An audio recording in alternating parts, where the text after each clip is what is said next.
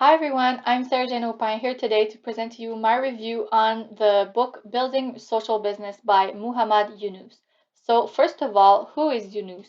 He was a former economics professor in Bangladesh that realized one day that the poor didn't have the same access to credit loans than financially stable people, so he decided to create a micro lending bank for the poor, which he called Grameen Bank, and which is now super successful and international and helped a lot of poor people get out of debt. And for that, he won the 2006 Nobel Peace Prize. And throughout this process, he realized there was a need for a new kind of business, a social business, which he defines as a business that does not strive for profit, but to resolve a social cause, all while being self sufficient.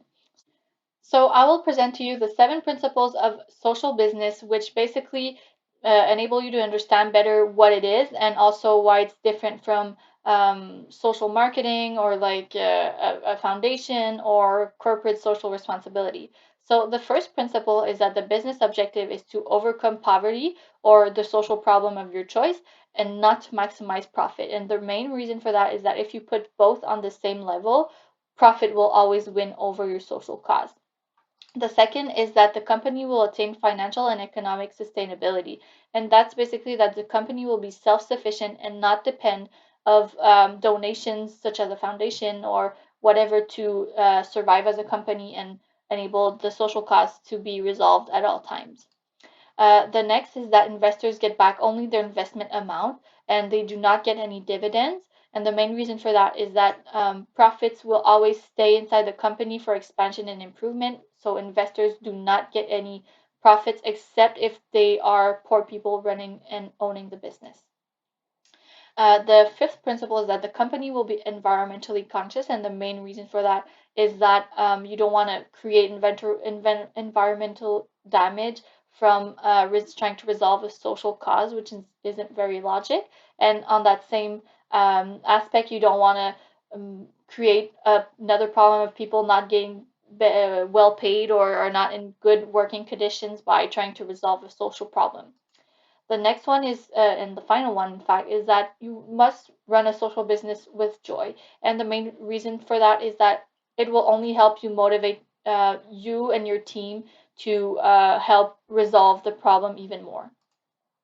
There are four steps to building a social business, and the first one is to find your idea, to create your business solution. So you're gonna go out into the world and look for a social problem that resonates with you, with your capabilities and your passions, and you're gonna create a business solution around it. And what's important is that you start small, simple, and local, but remain flexible.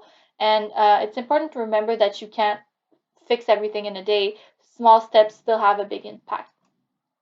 The second thing is to start testing. So learn from others, read, research, talk with even your people you want to help. Maybe they have some insights for you, but they don't have the right resources.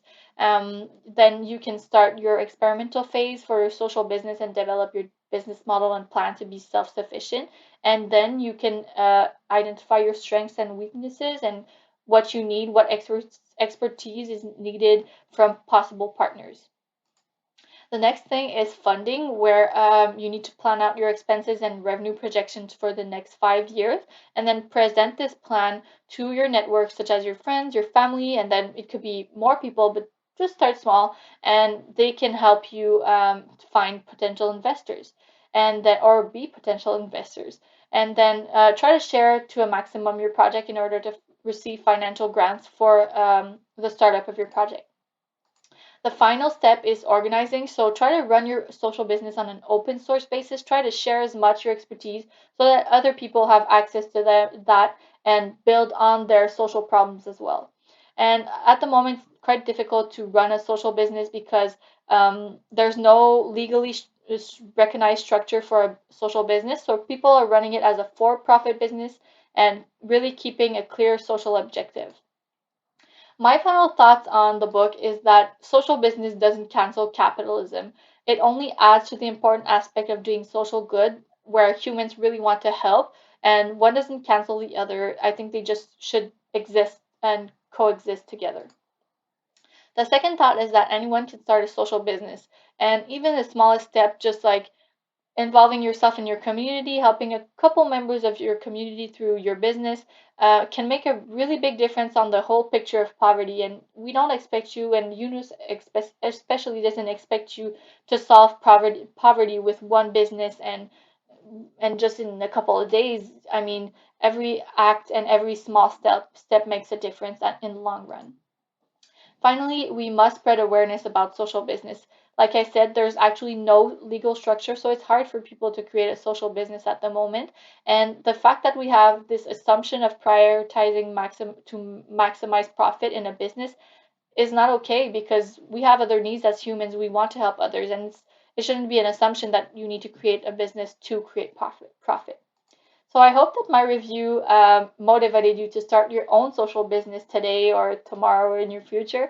And I hope that one day you can make a change, even if it's a small change, that you make a change with this inspired by Yunus or by my video. So thank you so much for watching.